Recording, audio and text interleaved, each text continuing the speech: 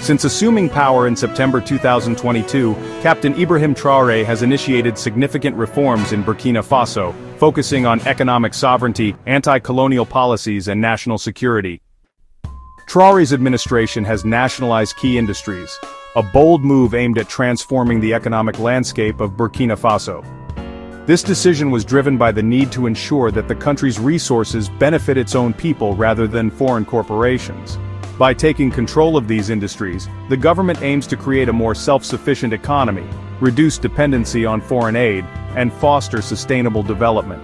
The nationalization process has been met with both praise and criticism, but it undeniably marks a significant shift in the nation's economic policy. To retain more wealth within the country, the administration has implemented policies to support local businesses and entrepreneurs. This includes providing financial incentives, reducing bureaucratic red tape, and creating a more favorable business environment. The goal is to stimulate domestic production and consumption, thereby boosting the local economy. Markets are now more vibrant, with an increase in locally produced goods and service standards.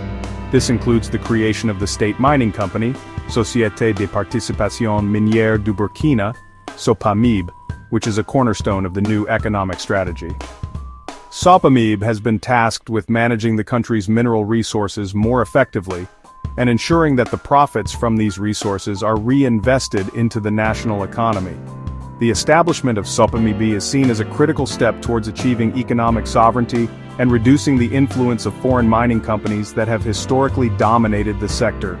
The company is also focused on implementing environmentally sustainable mining practices to protect the country's natural resources for future generations.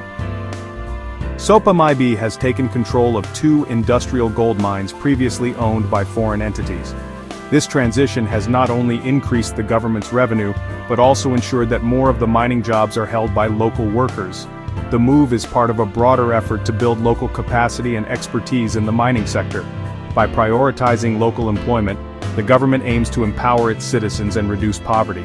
Additionally, the increased revenue from these mines is being used to fund public services such as education, healthcare, and infrastructure development, further contributing to the nation's overall growth and development. Additionally, the government has ceased exporting unrefined gold to Europe, inaugurating a national gold refinery to process up to 150 tons annually. These measures aim to maximize gold revenues and revitalize an economy weakened by insecurity. The government has invested in agricultural processing to boost local production. Notably, Burkina Faso's second cotton processing plant was established, and the first-ever National Support Center for Artisanal Cotton Processing was opened to assist local cotton farmers. In a move to promote national identity and reduce colonial influence, Traore's administration has replaced traditional British legal attire with local Burkinabe clothing and courts. This change reflects a broader effort to assert cultural sovereignty and promote local industries.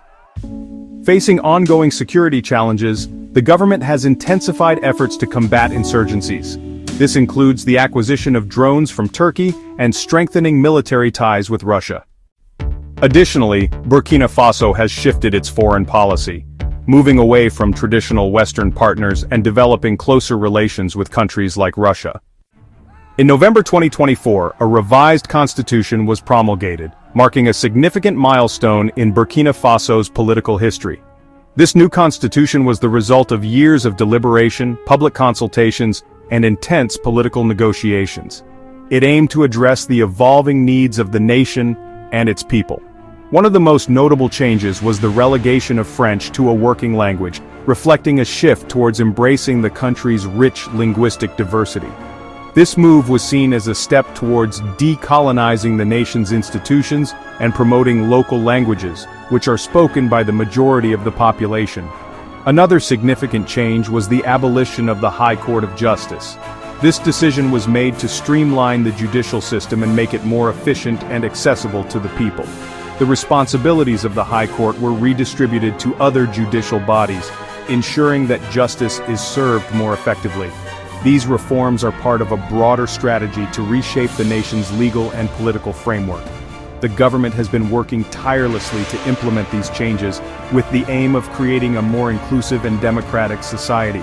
The new constitution also includes provisions for greater transparency and accountability in government, as well as measures to protect human rights and promote social justice. The process of drafting and implementing the new constitution involved extensive consultations with various stakeholders, including civil society organizations, community leaders, and ordinary citizens. Public forums and community meetings were held across the country to gather input and ensure that the voices of the people were heard. This is not the first time Burkina Faso has undergone constitutional changes. The country has a history of political upheaval and reform, with previous constitutions being introduced and amended in response to changing political dynamics. However, the 2024 constitution is seen as a landmark document that has the potential to bring about lasting change. The promulgation of the new constitution was met with a sense of optimism and hope among the people of Burkina Faso. Many believe that these changes will pave the way for a brighter future, where the rights and freedoms of all citizens are respected and upheld. As the nation moves forward with these reforms, the government remains committed to ensuring that the new constitution is implemented effectively and that its principles are upheld. The journey towards a more just and equitable society continues, with the new constitution serving as a guiding light for the future. Burkina Faso, along with Mali and Niger, has endorsed a Moroccan initiative to strengthen regional integration and economic cooperation. This initiative is seen as a strategic move to enhance the economic prospects of these landlocked Sahel countries by providing them with much-needed access to maritime trade routes. The Moroccan ports, known for their modern infrastructure and strategic location, offer a gateway to the Atlantic Ocean. By gaining access to these ports, Burkina Faso, Mali, and Niger can significantly reduce the cost and time associated with transporting goods to international markets. This move aims to facilitate trade for the landlocked Sahel states, which have long struggled with logistical challenges and high transportation costs. The new trade routes through Morocco are expected to boost economic growth, create jobs, and improve the overall standard of living in these countries. After their withdrawal from the Economic Community of West African States, ECOWAS, Burkina Faso, Mali, and Niger have been seeking alternative avenues for economic collaboration. The Moroccan initiative presents a viable solution, fostering regional stability and cooperation. This partnership is not only about trade, but also about building stronger political and social ties among the participating nations. The endorsement of this initiative by Burkina Faso, Mali, and Niger marks a significant step towards regional integration. Diplomatic efforts have been intensified, with high-level meetings and agreements being signed to ensure the— Enjoying the content? Hit that follow button and subscribe. Stay tuned for more exciting videos and behind-the-scenes peeks. Your support helps create awesome content. Subscribe and turn on notifications. Thanks. The spy behind the NGO in Burkina Faso. Claire Dubois, a name synonymous with humanitarian efforts, was not just an ordinary NGO worker. Her mission in Burkina Faso was shrouded in secrecy. What seemed like a noble cause was a cover for something far more clandestine. As she navigated the complexities of aid work, Claire was gathering intelligence, blending in seamlessly with her surroundings. But Claire was not alone. Burkina Faso has become a hotspot for espionage, with various spies from different nations operating under the radar. Amidst this web of intrigue stands President Ibrahim Traore, a key figure in the nation's political landscape. This is the story of how one woman balanced the fine line between altruism and espionage. Join us as we uncover the layers of Claire Dubois' secret mission in Burkina Faso, revealing the intricate web of deception and the true purpose behind her presence in this West African nation. Claire Dubois, a French woman in her early 30s, arrived in Burkina Faso, posing as the director of a Western NGO called Hope Forward, which claimed to support girls' education and women's health. She stepped off the plane with a confident stride, her eyes scanning the bustling airport. But Claire wasn't alone. Alongside her were other operatives, each with their own cover stories and roles within the NGO. The team quickly got to work, each member blending into their assigned roles. Claire presented herself as a humanitarian focused on helping African women, engaging in heartfelt conversations with local women to understand their needs and challenges. Meanwhile, her colleagues gathered intelligence, mapped out key locations, and established contacts. Their objectives were clear: gather crucial information, build trust within the community, and identify potential threats. Visiting villages, schools, and markets, Claire and her team immersed themselves in the daily lives of the people they aimed to help. Their presence was a beacon of hope, and many began to see them as true allies in their fight for a better future. However, behind this facade, Dubois and her fellow spies were engaged in espionage. By day, they were humanitarian workers, known for their dedication and compassion. But by night, they transformed into covert operatives, gathering and transmitting sensitive information. Their dual existence was a testament to their skill and cunning. They gathered intelligence on military sites, including training centers, oil facilities, and drone monitoring posts. The spies had a network of informants who provided them with crucial information. Their reports covered everything from troop movements to security protocols. They sent encrypted emails with detailed maps and satellite images to contacts linked to NATO and foreign intelligence. Despite the risks, these operatives remained committed to their mission, driven by a sense of duty and loyalty to their cause. Burkina Faso's intelligence services had already flagged Claire Dubois's activities and monitored her communications. President Ibrahim Traore allowed her to continue to gather evidence of her true mission. Claire Dubois, under the guise of an NGO worker, moved through the bustling markets and remote villages of Burkina Faso. She interacted with locals, gathered information, and meticulously took notes. Her every move was under the watchful eyes of the intelligence services. The intelligence officers reviewed hours of footage, discussed her activities in detail, and tracked her movements closely. They were determined to uncover the true nature of her mission. Beyond Claire Dubois, the intelligence services employed a range of strategies to counter espionage. They monitored communications, used advanced surveillance equipment, and held regular strategy meetings to stay ahead of potential threats. Their goal was to protect national security by identifying and neutralizing spies. President Ibrahim Traore, aware of the delicate situation, decided to let her continue. He believed that by allowing her to operate, they could gather more evidence and understand the full extent of her objectives. Eventually, multiple spies were publicly exposed at a national conference on African sovereignty, a significant event that drew leaders and dignitaries from across the continent. The conference was meant to discuss pressing issues of national importance, but it took an unexpected turn. During a highly anticipated segment, President Ibrahim Traore took to the stage, holding a stack of classified documents and emails. With a stern expression, he began to present these sensitive materials to the audience, who were unaware of the bombshell that was about to drop. As President Traore revealed the contents of the documents, the room fell silent. The audience, composed of high-ranking officials and international delegates, was in a state of shock. The documents detailed the covert spying activities of multiple individuals, exposing their betrayal to the world.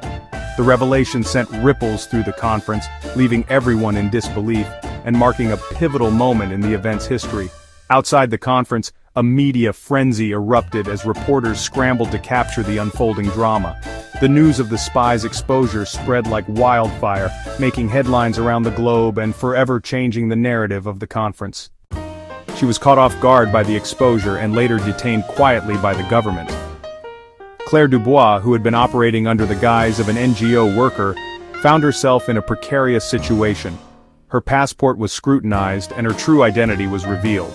The officials, having gathered enough evidence, decided to act swiftly. She was taken to an interrogation room where the dim lighting added to the tension of the moment. The government building, with its imposing facade, loomed large as she was led inside. Her belongings were meticulously searched and every item was examined for clues. Claire, now in handcuffs, could only watch as her mission unraveled. The city outside continued its nightly routine, oblivious to the drama unfolding within the walls of the government building. As she was led away through the corridor, the weight of her situation became all too real. The once confident spy was now at the mercy of the officials, her fate uncertain. But Claire was not alone. Several other spies, each with their own cover stories, were also captured. Their passports, laid out on a table, revealed a web of deceit. In separate interrogation rooms, the tension was palpable as each spy faced intense questioning. President Ibrahim Traore himself took a keen interest in the operations, addressing the officials and ensuring that no stone was left unturned. The fate of these spies now rested in the hands of the government, as the city outside remained unaware of the high-stakes drama within. Despite diplomatic pressure from various countries for a quiet resolution, President Traore insisted on transparency and justice. emphasizing the betrayal of trust involved. Nations like France, the United States, and regional powers exerted significant pressure, each with their own interests at stake. Diplomatic envoys arrived at the presidential palace, engaging in intense negotiations and political maneuvers. President Traore navigated these complex dynamics with strategic acumen, balancing international demands with national interests. Claire Dubois, caught in the middle of this geopolitical tension, continued her mission with unwavering determination. She met with local leaders, reviewed critical documents, and communicated through translators to ensure her message was clear. The stakes were high, and the world waited with bated breath to see how the situation would unfold. President Traore's commitment to justice and transparency was a bold move, one that could redefine the nation's future. As the days passed, the pressure mounted, and every decision made was scrutinized by both national and international observers. Enjoying the content? Hit that follow button and subscribe. Stay tuned for more exciting videos and behind-the-scenes peeks. Your support helps create awesome content. Subscribe and turn on notifications. Thanks. Wrapping up on the whole story of Burkina Faso and their president, we delve into the recent developments that have captured global attention. This West African nation, known for its rich cultural heritage and resilient people, has been navigating a complex political landscape. Captain Ibrahim Traore, the interim president of Burkina Faso, has been a pivotal figure in the country's recent history. Rising through the ranks of the military, Traore has taken on the mantle of leadership during a turbulent period. His vision for Burkina Faso includes strengthening national security and fostering economic growth. Traore's leadership style is characterized by his commitment to transparency, anti-corruption measures, and a focus on uniting the diverse ethnic groups within the country. Recently, Captain Traore has arrived in Moscow to attend Russia's Victory Day celebrations on May 9, 2025. This visit marks a significant moment in Burkina Faso's diplomatic relations, as it seeks to forge stronger ties with global powers. The celebrations in Moscow are not just a display of military might, but also an opportunity for international dialogue and cooperation. Traore's presence underscores the importance of Burkina Faso's strategic alliances and its aspirations on the global stage. This year's event marks the 80th anniversary of the Soviet Union's victory over Nazi Germany. The Grand Parade featured an impressive display of military might, with tanks and soldiers marching through Red Square. Fireworks lit up the sky, adding to the festive atmosphere. Traore's participation underscores the strengthening ties between Burkina Faso and Russia. Upon his arrival, Traore was officially welcomed by Russian President Vladimir Putin.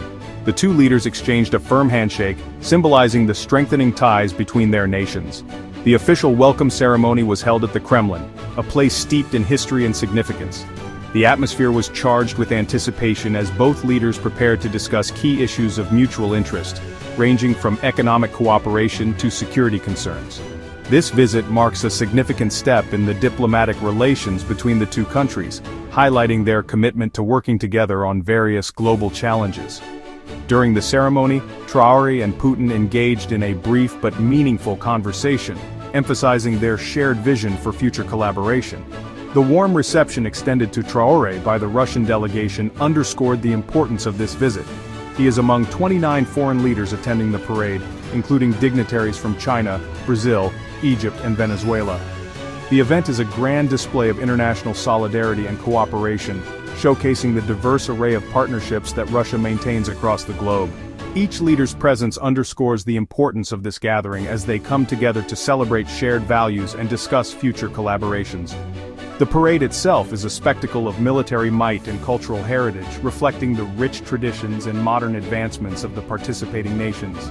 This assembly of global leaders serves as a powerful reminder of the interconnectedness of our world and the ongoing efforts to foster peace and prosperity through diplomatic engagement. Traore took the opportunity to interact with other dignitaries, exchanging ideas and exploring potential avenues for bilateral and multilateral cooperation. These interactions further solidified Burkina Faso's role on the international stage and opened new doors for future partnerships.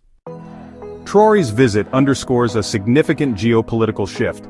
Several African nations are now gravitating towards Russia, signaling a move away from traditional Western alliances. This realignment could reshape global power dynamics and influence future international relations. and its role in the international communication of this ambitious project. The collaboration is expected to set a precedent for other African nations to follow, promoting a more interconnected and prosperous continent. As the project progresses, it is anticipated that there will be substantial investments in infrastructure development, including the construction of new roads, railways, and ports. These developments will not only facilitate trade, but also stimulate economic activities within the region, leading to a more vibrant and dynamic economy. Beyond economic benefits, the initiative is expected to have a positive impact on social development. Improved trade and economic conditions will likely lead to better funding for educational institutions, healthcare facilities, and community development projects. This holistic approach aims to uplift the entire region, ensuring that the benefits of economic growth are widely shared among the population. Furthermore, the initiative is set to enhance cultural exchanges and people-to-people interactions. By fostering a sense of unity and shared purpose, the participating nations can build stronger cultural ties, celebrate their shared heritage, and promote peace and understanding across the region. This cultural dimension adds an important layer to the economic and political aspects of the initiative, making it a comprehensive effort towards regional integration. The junta has adopted a draft law to criminalize homosexuality, aligning Burkina Faso with other countries that impose severe penalties for same-sex relationships. This move has drawn criticism from human rights organizations.